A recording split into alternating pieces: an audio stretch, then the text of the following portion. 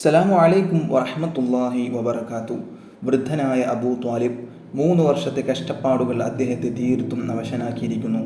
അബൂ ത്വാലിബ് കിടപ്പിലായി.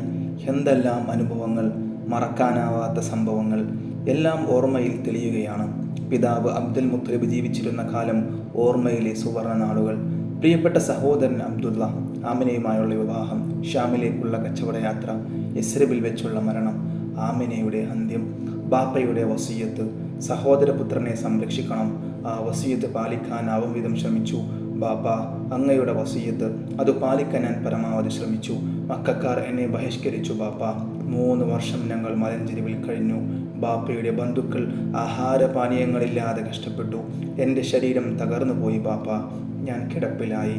ഇനി ഏറെ നാൾ ജീവിച്ചിരിക്കില്ല. മരണത്തിൻ്റെ കാലൊച്ച കാതോർത്തിരിക്കുകയാണ് ഞാൻ. അവസാനം ആ നിമിഷങ്ങളിലെത്തിപ്പോയി. മരണത്തിൻ്റെ മാലാഖ വന്നു. അനുവദിക്കപ്പെട്ട ശ്വാസങ്ങൾ വലിച്ചു തീർത്തു. എല്ലാം നിശ്ചലമായി. കണ്ണുകൾ അടഞ്ഞു. മക്കാർ ദുഃഖവാർത്ത കേട്ടു. അബൂ ത്വാലിബ് മരണപ്പെട്ടു. അൽ അമീൻ കരഞ്ഞു. ഖുറൈശികളിൽ നിന്ന് രക്ഷപ്പെടുത്തിയ കോട്ട തകർന്നിരിക്കുന്നു. തനിക്ക് വേണ്ടി എന്തുമാത്രം ത്യാഗം സഹിച്ചു.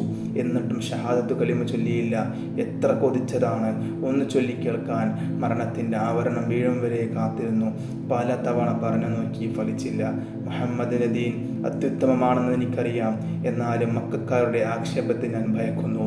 ആ നിലയിൽ മരിച്ചു പോയല്ലോ. അബൂ ത്വാലിബിന് പകരം മറ്റൊരാളില്ല. ആലംബമില്ലാത്ത ദിനങ്ങൾ വരികയായി. ഖുറൈശികൾക്ക് ദുഃഖവും സന്തോഷവും ഒന്നിച്ചായിരുന്നു. തങ്ങളുടെ നേതാവായ അബൂ ത്വാലിബ് മരിച്ചു. ദുഃഖമുണ്ട്. അന്ത്യനിമിഷത്തിൽ പോലും ഇസ്ലാം മതം സ്വീകരിച്ചില്ല. അതിൽ സന്തോഷവും. ഖുറൈശികളെ അത്യധികം ആഹ്ലാദിപ്പിച്ചത് അതല്ല. അബൂ ത്വാലിബ് ഒരു കോട്ട പോലെയായിരുന്നു മുഹമ്മദിനെ സ്വല്ലല്ലാഹു അലൈഹി വസല്ലം. ആ കോട്ടയിൽ കയറി ആക്രമിക്കാൻ പ്രയാസമാണ്. ആ കോട്ട തകർന്നു പോയിരിക്കുന്നു. ഇനി ആക്രമണത്തിന് വേഗം കൂട്ടാം. തടസ്സങ്ങളൊന്നുമില്ലല്ലോ. മുഹമ്മദിനെ സ്വല്ലല്ലാഹു അലൈഹി വസല്ലം കൊടുത്ത ദുഃഖം കാണും ഖുറൈശികൾ അതോർത്ത് സന്തോഷിച്ചു. ഖദീജ റളിയല്ലാഹു അൻഹയും അവശയാണ്. നബി സല്ലല്ലാഹു അലൈഹി വസല്ലം തങ്ങൾ അസ്വസ്ഥനായി. തൻ്റെ 2ാമത്തെ അഭയ കേന്ദ്രമാണിത്. എല്ലാ പ്രയാസങ്ങളും പങ്കുവയ്ക്കാൻ തയ്യാറായ വിലമതിക്കാനാവാത്ത മഹിളാരത്നം. അവരുടെ വാക്കുകൾ തനിക്ക് ആശ്വാസം നൽകിയിരുന്നു.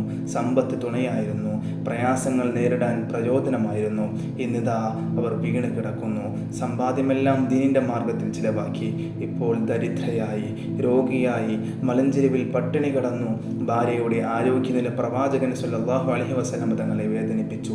അബൂ ത്വാലിബിൻ്റെ മരണം, ഭാര്യയുടെ രോഗം, ഖുറൈശികൾക്ക് ആഹ്ലാദം. ഒടുവിൽ അതും സംഭവിച്ചു. ഇഷ്ടജനങ്ങളെയെല്ലാം ദുഃഖത്തിനാറ്റി ഖദീജ ബീവി റളിയല്ലാഹു അൻഹ കണ്ണടച്ചു. പ്രവാചക പത്നി വഫാത്തായി. ഖുറൈശികൾ മതിമറന്ന് ആഹ്ലാദിച്ചു. മുസ്ലിങ്ങൾ ദുഃഖഭാരത്തോടെ ഖബറടക്കൽ കർമ്മം നിർവഹിച്ചു. മണ്ണിൽ നിന്ന് വന്നു, മണ്ണിലേക്ക് മടങ്ങി. സത്യവിശ്വാസികൾക്കെല്ലാം അവർ ഉമ്മയായിരുന്നു. ഉമ്മ പരലോകത്തേക്കു യാത്രയായി. മക്കൾ ദുഃഖത്തിലമർന്നു. ദുഃഖവർഷം. അബൂ ത്വാലിബും ഖദീജ ബീവി റളിയല്ലാഹു അൻഹയും മരണപ്പെട്ട വർഷത്തെ ദുഃഖവർഷം എന്ന് വിളിക്കുന്നു. അസ്സലാമു അലൈക്കും വറഹ്മത്തുള്ളാഹി വബറകാതുഹു.